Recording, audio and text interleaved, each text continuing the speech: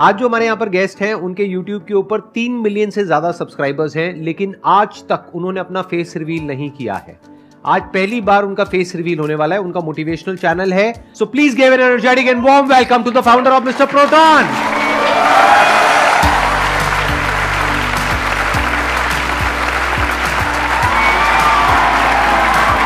अरे अरे गले पे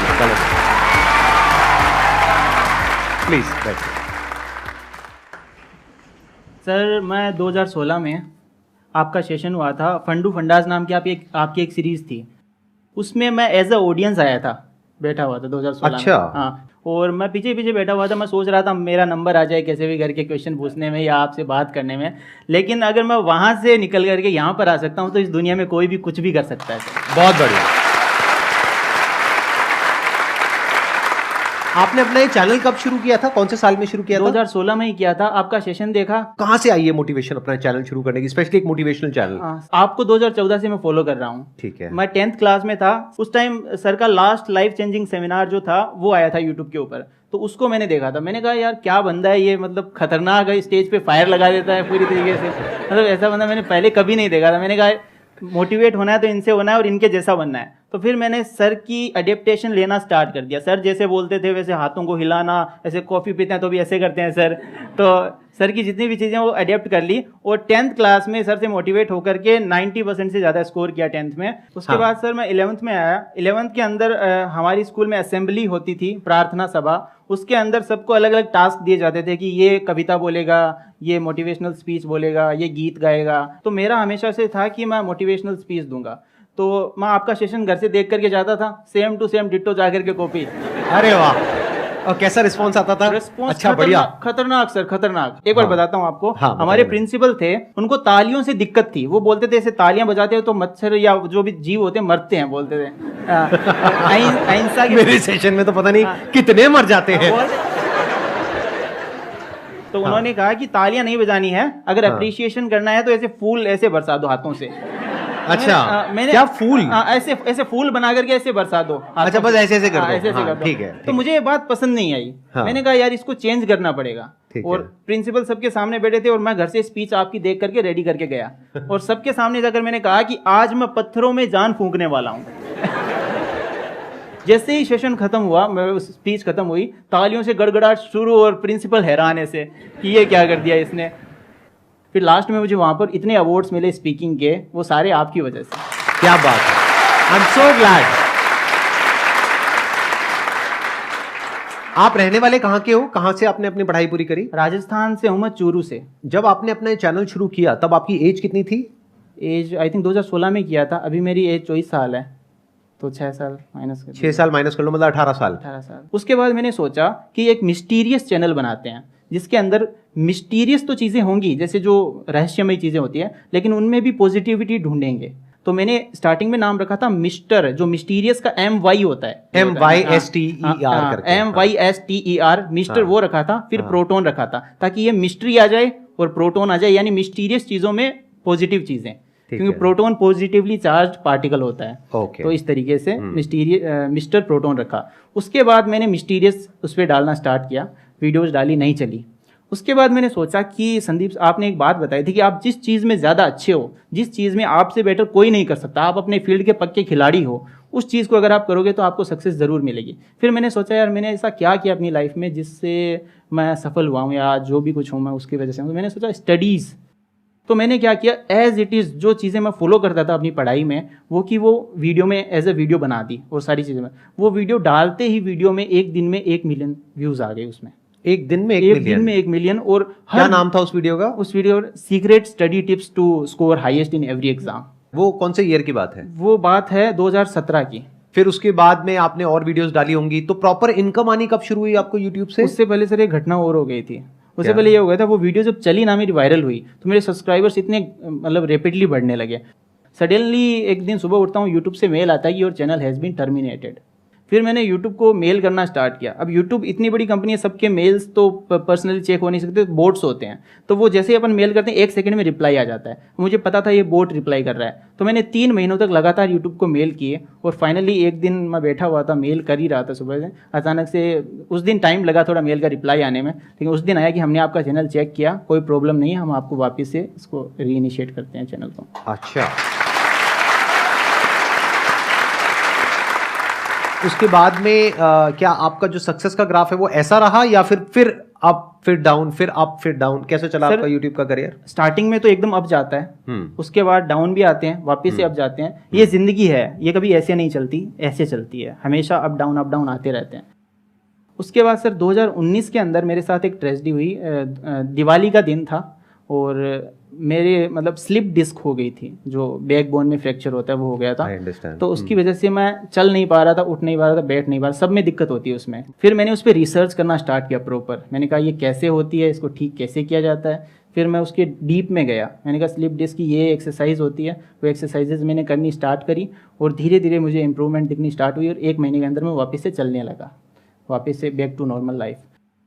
उसके बाद स्लिप डिस्क होने के बाद 2020 में स्लिप डिस्क वापस से आती है पहले से मेजर फॉर्म में। बहुत ज़्यादा पेन होता था, वो पेन होने की वजह से मैं रात को सो नहीं पाता था।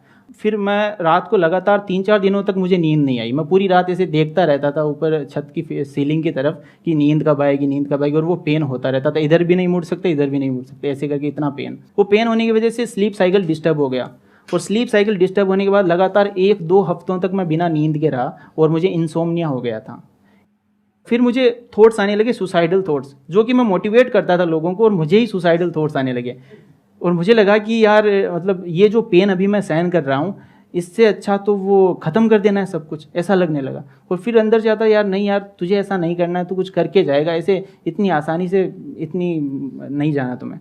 तो उसके बाद एक दिन से रैंडमली मैं इसके बारे में रिसर्च कर रहा था। एक डॉक्टर मेरे सामने आए, वीडियो आई उनकी, डॉक्टर के वर्मा नाम था उनका। उनकी वीडियो आई, उन्होंने डिप्रेशन के कुछ सिम्टम्स बताए थे। उन्होंने कहा कि डिप्रेशन में नींद नहीं आती है, हर चीज़ में इंटरेस्ट खत्म हो जाता है, सुसाइडल थॉट्स आते हैं, ऐसे ऐसे करके। तो मुझे वो सिम्टम्स मैच करे सारे के सारे। फिर मैंने उन डॉक्टर को कॉल किया।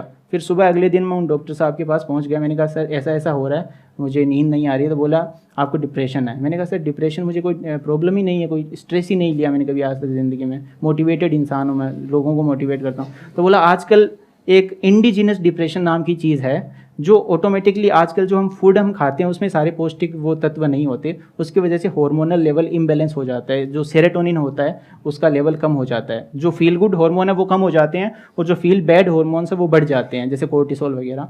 I am not a health professional but मैं अपना एक्सपीरियंस शेयर कर रहा हूँ आप सबके साथ। तो उसके बाद में मैंने उनका ट्रीटमेंट लेना स्टार्ट किया। अब ट्रीटमेंट लेना स्टार्ट किया तो मुझे नींद आने लगी, सब कुछ ठीक होने लगा, पहले की तरह होने लगा, सब कुछ अच्छा लगने लगा। उस टाइम सर जब मैं डिप्रेशन में था और नींद नहीं आती थी, रात को मैं आपकी वीडियो देखता था, क्योंकि डर लगता था अंदर से कि अब ज़िंदगी कम ही दिन हो गया, लेकिन अपने फेवरेट इंसान की वीडियो देख लेते हैं। तो आप स्पिरिचुअलिटी में बताते थे इंसान कभी मरता नहीं है, सिर्फ शरीर मरता है, हम अमर रहते हैं। तो मैंने कहा चलो मरेंगे तो शरीर मरेगा, अपन तो जिंदा रहेंगे, कोई दिक्कत मतलब मेरी वीडियोस को लोग अलग तरीके से भी इंटरप्रेट कर लेते हैं। I understand. हाँ, मैं समझ गया, क्योंकि हर कोई मेरी वीडियो को अपनी जो सिचुएशन है उसके हिसाब से इंटरप्रेट करता है। Right, I understand. तो मैंने सोचा, उससे मुझे हिम्मत मिलती थी, मैंने उससे लड़ने की, मैं हार नहीं मानता था। मैंने कहा वो डर खत्म हो जाता था ना अंदर से, अगर डर खत्म हो गया फिर डर क्या लगेगा किसी चीज से। मैंने अभी देखा, अभी कुछ टाइम पहले आपके चैनल पे आपने कम्युनिटी पोस्ट किया है कि अभी डिप्रेशन की प्रॉब्लम अभी भी चल रही है। तो आप एग्जैक्टली बताएंगे अभी क्या हो रहा है उसमें? सर ऐसा, डिप्रेशन का जो ट्रीटमेंट होता है ना वो काफ़ी लंबे समय तक चलता है। ऐसा नहीं है 1 महीने दवाई ली उसके बाद दवाई बंद कर दी। तो मैंने क्या किया, सही होते ही दवाई बंद कर दी थी। मेरी सबसे बड़ी गलती ये थी। हाँ, ये गलती है, ये मैंने गलती थी, मैंने दवाई अपने आप से बंद कर दी थी, जबकि साइकेट्रिस्ट से बिना पूछे आपको दवाई बंद नहीं करनी चाहिए। वो और कब बंद करी आपने दवाई? ये मैंने 2020 में 2-3 महीने लेने के बाद बंद कर दी थी। ओहो, अच्छा। उसके बाद बंद, वो फिर डिप्रेशन का एपिसोड दोबारा आता है वो, और वो और बुरे तरीके से आता है। तो अब जब डिप्रेशन का टाइम था और मैं दवाई ले रहा था, तब मुझे पता चला कि यार मैं अकेला सब कुछ नहीं कर सकता, टीम बनानी पड़ेगी। उस टाइम सब कुछ अकेला करता था, स्क्रिप्टिंग, वॉइस ओवर, एडिटिंग, सारा काम मैं अकेला करता था। उसके बाद पता चला कि सबकी टीम होती है, एक टीम बना लेते हैं। तो स्टार्टिंग में मैंने एक राइटर को ज्वाइन करवाया, उसके बाद में एक एडिटर को पकड़ा, ऐसे करके पहले 3 जनों की टीम बनी। उसके बाद आज हम 10 जनों की टीम है जो इस चैनल पे वर्क कर रहे हैं। स्टार्टिंग में सर मैं बताऊं, हमारे एरिया में 10,000 रुपये महीना भी बहुत ज़्यादा मानते थे कि 10,000 रुपये महीना भी बहुत ज़्यादा होता है। आज मैंने 10 लाख टच कर दिया है महीने का।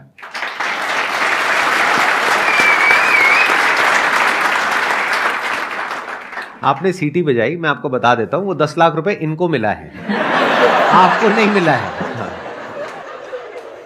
मैं एक चीज़ में विश्वास करता हूँ, the show must go on. चाहे हम चले जाएं, हम ना रहें, लेकिन शो चलते रहना चाहिए, शो नहीं रुकना चाहिए। तो मैंने क्या किया, मैंने कहा अपन प्रोटॉन है, इलेक्ट्रॉन को ले आते हैं, ठीक है। तो मैंने प्रोटॉन की जगह फिर इलेक्ट्रॉन, एक वॉइस ओवर आर्टिस्ट हैं, दिल्ली के ही हैं, उनको मैंने पहले, अब आवाज़ भी ऐसी होनी चाहिए जो लोगों को पसंद आए, ऐसे लोग नकार दें ऐसी आवाज़ भी नहीं होनी चाहिए। तो मैंने बहुत रिसर्च करी, फिर उनकी आवाज़ में पॉजिटिविटी मुझे मिली, तो मैंने उनको अप्रोच किया। मैंने कहा मैं प्रोटॉन हूँ, आप मेरे भाई बन जाइए और बोलिए कि मैं हूँ मिस्टर प्रोटॉन का भाई, mister electron, so let's begin. अब मेरी वीडियो की शुरुआत हमेशा ऐसे होती है, तो दोस्तों मेरा नाम है mister proton, so let's begin, ऐसे स्टार्ट होती है।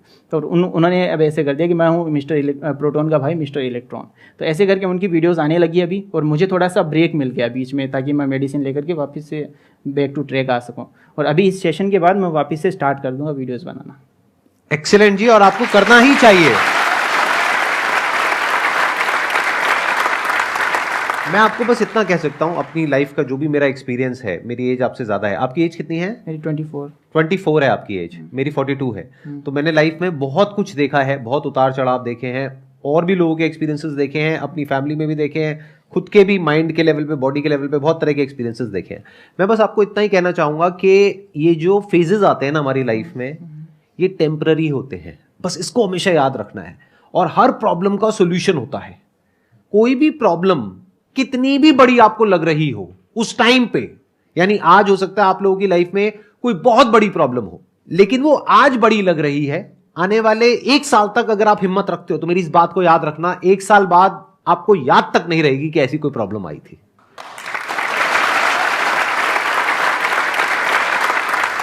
होता क्या है कि जब हम एक प्रॉब्लम में होते हैं, क्योंकि आपका फेस देख करके, आपकी आंखें देख करके मैं आइडिया लगा सकता हूं कि इस वक्त आप कितने पेन में हैं, और उसके बाद भी आप लड़ रहे हैं। तो मैं आपको बस ये कह सकता हूं, क्योंकि अब हम फेस टू फेस बैठे हैं, आप मेरी वीडियो नहीं देख रहे हो, तो मैं आपकी आंखों में आंखें डाल करके ये बोल सकता हूं, मैं झूठ नहीं बोल रहा, सच बोल रहा हूं, कि ये जो फेज है ये टेम्पररी है, निकल जाएगा। थोड़ी सी हिम्मत रखनी है, अपने काम पे ध्यान देना है, और 6 महीने के अंदर अंदर सब पास्ट में हो जाएगा। Thank you sir. और वापस से सब कुछ बढ़िया होगा। सर ने जो भी बात कही वो बिल्कुल सही है। मैं डॉक्टर साहब के पास जितनी बार जाता था, मैं उनको हर बार नई प्रॉब्लम बताता। मैं कि सर इस बार बाल झड़ रहे हैं, इस बार यहाँ पेन हो रहा है, इस बार हाथ दर्द कर रहा है। तो बोलते थे तुम है ना खुद की बॉडी सेंट्रिक हो गए हो, पूरे दिन बॉडी के बारे में सोचते रहते हो और कोई काम करते नहीं हो, तुम बिजी हो जाओ, उसके बाद देखना सारी प्रॉब्लम अपने आप सॉल्व हो जाएगी। तो ये बात सही है कि हमें बॉडी सेंट्रिक नहीं होना, बिजी किसी न किसी काम में बिजी हो जाते हैं तो सारी प्रॉब्लम चली जाती है। और प्लस बॉडी के लेवल पे अगर कोई प्रॉब्लम आती भी है, तो अगर तो वो एक्चुअल में बड़ी प्रॉब्लम है, यानी जैसे इन्होंने बताया स्लिप डिस्क है, तो आपको एक्सरसाइज करके उस प्रॉब्लम का सॉल्यूशन निकालना है। या फिर अगर आपको पता लग चुका है ये बात, अगर इतनी अवेयरनेस है आपके अंदर कि एक्चुअल में फिजिकली है ही नहीं ये प्रॉब्लम, मतलब चेकअप करा लिया ना, एंडोस्कोपी करा लिया, अब इससे ऊपर और क्या कराऊं, तो मुझे पता है ना कि नहीं है। अगर अभी भी प्रॉब्लम हो रही है तो वहम है, तो वहम का क्या इलाज है? टेम्पररी है, भिड़ जाओ उससे। जैसे एक वहम होता है बड़ा ही कॉमन, बचपन में मुझे होता था, आपको भी होता होगा, अभी भी शायद कुछ लोगों को होता होगा। जब घर में कभी ऐसा होता है कि कोई नहीं होता और रात का वक्त होता है और आप सीढ़ियों से नीचे उतर रहे होते हो, तो ऐसा लगता है कि पीछे कोई है। ऐसा होता है नहीं होता है? और आप तेज उतरने लग जाते हो। कभी ऐसा फेस किया है ना आप लोगों ने? तो अब इस प्रॉब्लम का क्या सोल्यूशन है? पीछे मुड़ के देखो। ये वहम है ना, पीछे मुड़ के देखो, अबे कौन है सामने, आ। नीचे उतरने की बजाय ऊपर चढ़ो। सच बता रहा हूं आपको, भिड़ जाओ उस फियर से। बोलो रोज रोज मरने से अच्छा है इस भूत की वजह से एक ही बार मरेंगे, अब या तो तू नहीं या मैं नहीं। भिड़ जाओ पूरी तरीके से, हमेशा के लिए उस प्रॉब्लम का सॉल्यूशन निकल जाएगा।